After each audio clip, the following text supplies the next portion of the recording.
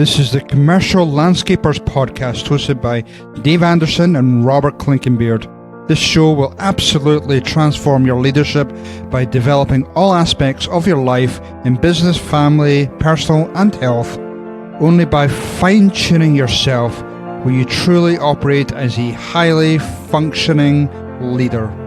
Welcome to the Commercial Landscapers Podcast. I am super excited today to have Pam Dooley on the call, doing some recording, sharing her wonderful wisdom. So a little bit about Pam, first of all. So Pam joined the green industry when you were 15. You worked alongside your grandfather in a local nursery garden centre. And then I think in 2005, you started up Plants Creative with a truck and a lawnmower, but now you have a pretty inspiring team of 50 plus people working down in the Atlanta area, and just a well-respected figure in the green landscape industry. So welcome this morning, Pam.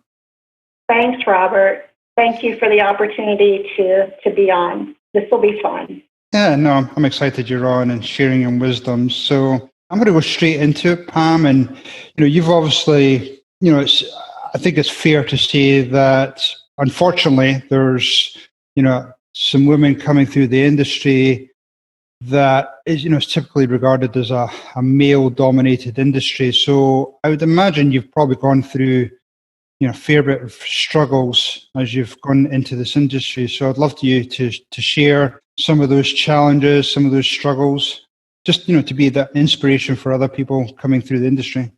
Sure. I can tell you, I do get asked that question a lot, just challenges, obstacles, struggles with being a woman in this industry. And, I go back to the same answer, and I reflect on it a lot, but,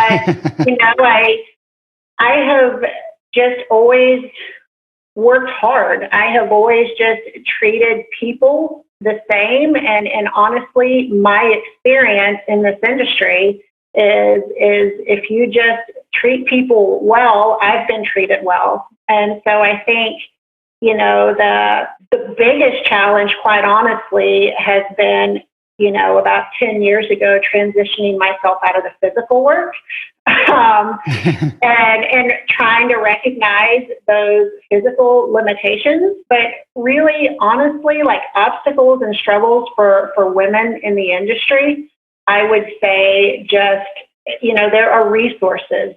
You can join peer groups, find mentors, and male or female, just find somebody that aligns with your values and your beliefs and who has business experience. That's been huge for me. And really just keep focused on one day at a time. Like I honestly that is how I have done it. I have not given a lot of thought nor, I guess, power to the obstacles. I have just really focused on, okay, what can I do to fix this problem? What can I do to fix this problem? And then I find resources and I just have kept moving. That's great. Who can we credit I love that mindset with the hardworking, treating people with respect. So who can we credit that type of mindset to? Oh gosh, it definitely has to go back to my parents. I'm from the Midwest, grew up in Indiana. My father there were literally two places to work where I grew up, General Motors and Walmart. My parents were employees of both. My dad was at General Motors, my mom's at Walmart. Tremendous work ethics, and just grew up with that mentality of, you knew your neighbors, you were respectful, and just really have always carried those lessons from my parents with me. That's great. I can definitely relate to that a lot. So to think back, maybe some particular challenge. You talked about reaching out to, either peer groups or mentors, whatever those resources you reach to. So maybe think of, can you think of any stories in particular that, you've a challenge you've come up against and you reached out to somebody or a group, and just what type of help they gave you? So for me, my biggest struggle in business is the financial side. I am just, and I know that this is like counterintuitive to business owners, but I am not a fan of my numbers.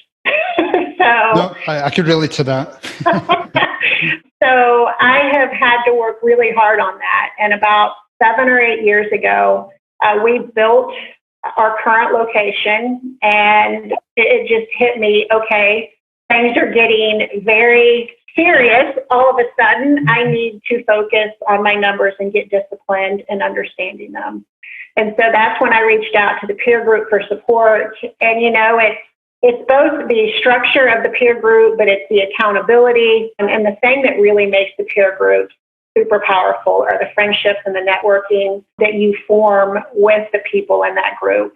And really worked to dive into balance sheets and P&Ls. I had no experience when I started the business. And so that was the power of the peer groups. And then networking at industry events and just building on that foundation from the peer groups has been significant in my journey.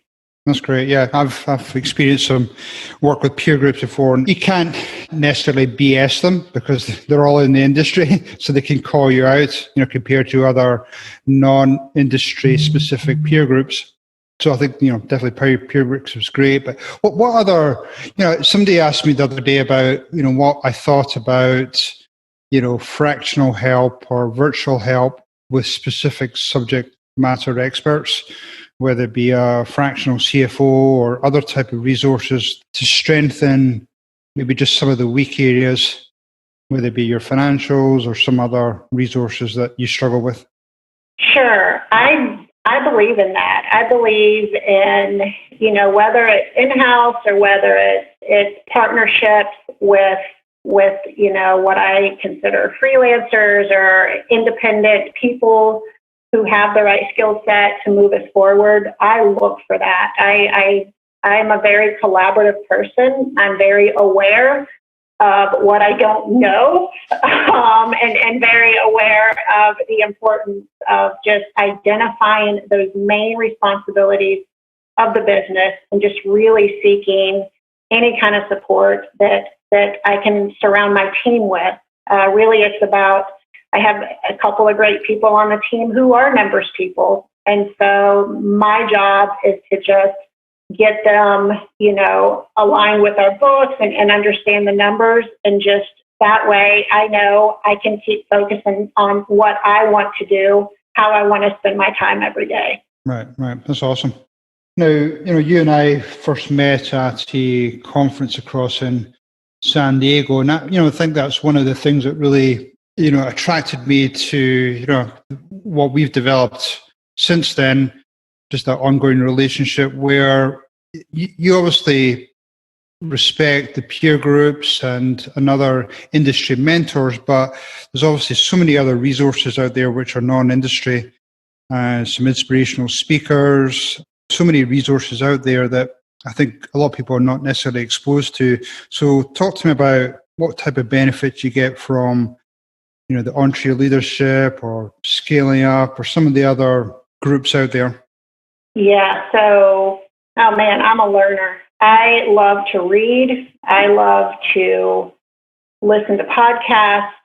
I feel like the biggest lessons that I learned are brought from outside our industry and can help move my company forward in terms of engaging with your people and culture and leadership and mindset and emotional intelligence, all of these skills that as leaders and as business owners that we have to really try to bring our A game every day. And so I look for these events that feature thought leaders that I read, that I study, and it has been a tremendous resource for me as a person first, and secondly, as a business owner for my team. It is the single most important thing, learning and curiosity, and just really learning how to ask the right questions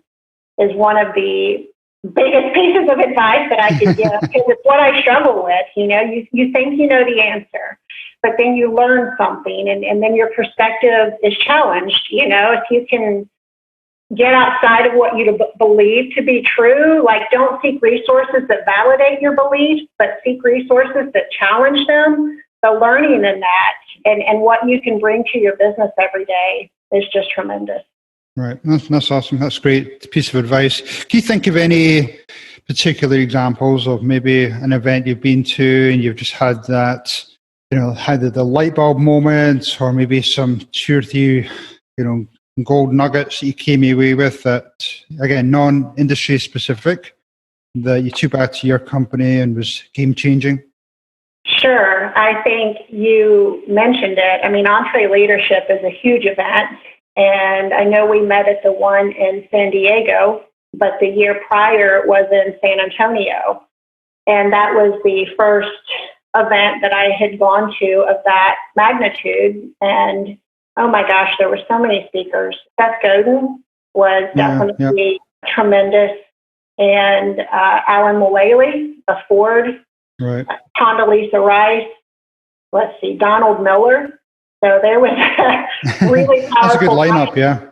Right, and just having the opportunity to be around all of those people and to listen to these thought leaders.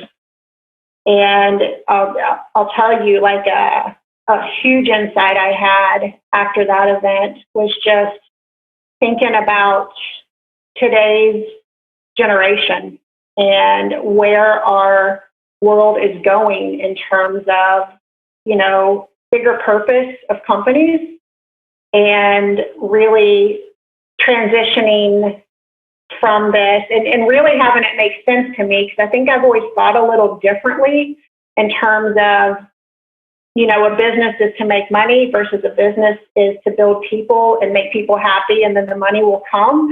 Right. And so I just remember listening to Seth Godin, and the message was clear. Like, it just was a light bulb moment of going, you know what, the world is changing. And again, I've always believed that, but I've never understood what that meant. And so for 2.5 years, I've just been really studying employee experience and performance engagement, and just really trying to build a company that our future leaders want to be a part of. Oh, that's awesome. Yeah, and I assume you mentioned your employees. Do you expose your employees to some of these events? You bring them along? So I have not done entree with them. So we have done scaling up together. We do, of course, right now there's virtual stuff. I had my people experience manager do a 1-day learning roundtable thing with Todd Henry, who is somebody that I follow. One of his best books is Herding Tigers, and he came to Atlanta. So pre-COVID, she had that opportunity to really learn about teams and people. So I do, and I am constantly sharing audibles mostly with my leadership team. And yeah, so they enjoy it, and I enjoy sharing. And what type of benefits do you see from doing that? Because a lot of people will, I don't know if I want them to be working, producing revenue. I don't want to spend the money on some of these learning events. That's the typical objections I hear. So the benefit is just building a company of the future. There's only so much buy-in that I could ever ask of my team for me being the source of information. But when you expose people to learning and you expose them to thought leaders who align with beliefs that you align with in your company, it is way more than I could ever accomplish on my own as the owner. And so it's just an investment and them as individuals, and growing them as people, and knowing that the benefit of that for the company is tenfold. Right. That's awesome. So we talked just before the recording started about how great the industry is. Especially going through times like these where, everybody still needs landscape work done. It's just that, it's regarded as an essential service. But, I think we would hopefully both agree that I think the green industry is somewhat insular in terms of not giving many of the owners or members exposure to some of these other thought leaders out there. It's the same old people that are coming, giving talks every year in Louisville, and they're not getting exposed to some of these great speakers out there. How can we change that? How can we get more people exposed to some of these other amazing thought leaders? Well, I think that you are doing a great job and educating yourself and continuing to learn so that you can pass that on to people that you engage and network with. I think our industry, our association has a tremendous opportunity to bring people in. I have a tremendous amount of respect for the trailblazers, for the people in our industry that have just really set a strong foundation. But I think that our association does have an opportunity to look outside, and not just an opportunity, but really a responsibility. And I can tell you something that I have worked on this year. We are having an innovation summit in conjunction with Landscapes, virtual, live, whatever it becomes. And we have engaged in a speaker that I am so thrilled about. Listen to him in a 25 speaker summit, and we reached out and said, we are putting this together. Would you consider doing it? And he's on board. And so I think it's just having people with the growth mindset of always seeking to learn is really how we can get it started. Okay, awesome. Well, thank you for that. So as we come to the conclusion of our call, what are, maybe to summarize, 3 or 4 words of wisdom or advice that you'd love to give to the listeners on this podcast? I think that we have had, obviously, tremendous challenges over the last 4 months.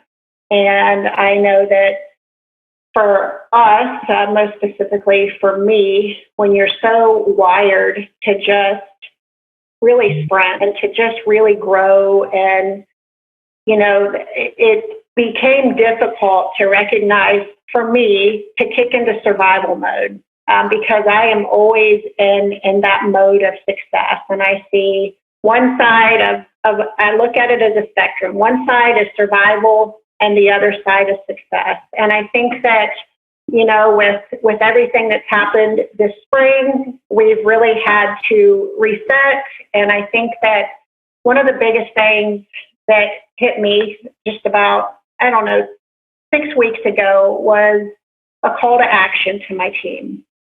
And we set goals, and early this year had a retreat and just really worked hard on company goals and aligning all of our individual goals with that.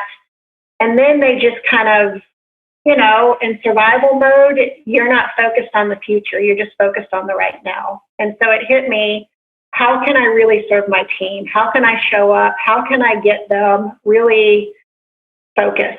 And it was a call to action. And we have recentered around our goals. There's also been a lot of acknowledgement of, hey, we haven't got that goal done. Move it to the next quarter, but just don't give up on it. And so I think that is the biggest thing, is find something that anchors, but don't let it hold you back. And also a call to action for your team. Get focused on the future. And that will really allow people to stay in that higher level thinking. Yeah, and I think I can relate to that. I did a YouTube video the other day, and it talked about how a lot of people are just focused on, complaining or, relating back to, I've lost this much revenue, or, talking about the good old days. But I think now really you have to show true leadership. And I think you've done that through that call to action to your team, where you're now looking ahead. What are the opportunities ahead of that? How can we innovate? How can we take advantage of this? One of the terms I use a lot, how can we land grab? what opportunities are out there while other people are still in that negative or sleepy mode. So I think you're doing a great job by helping to motivate your team and keeping them going. So kudos to you. Thank you. Yeah, there is tremendous opportunity right now in our industry. And we are just, we're staying the course, but we've also shifted in a couple of small ways, which I think has been, of course, necessary. But we're just staying the course and just trying to stay focused on what's next. Awesome. Cool. Well, congratulations. If people want to get in touch with you to chat to you more, pick your brain a little bit, how would they get in touch with you, Pam? Well, certainly through our website. All of my contact information is on there, plantscreative.com, or go through Robert and he can qualify. No, just kidding, Robert. Just kidding. But yeah, just plantscreative.com. And I would love to have a conversation with anybody that would want to. Cool. Okay, well, thank you for your time today, Pam. It's been really insightful. Really appreciate your time and your stepping up and showing some true leadership there. So really appreciate it. Thank you very much, Pam. Thank you, Robert. I really appreciate it. This was the Commercial Landscaper podcast hosted by Dave Anderson, author of Leader is Not a Title, and Robert Klinkenbeard, author of The Ironman Mindset for Entrepreneurs. You can find more details about the show and the hosts at the radixgroupllc.com or thecommerciallandscaper.com.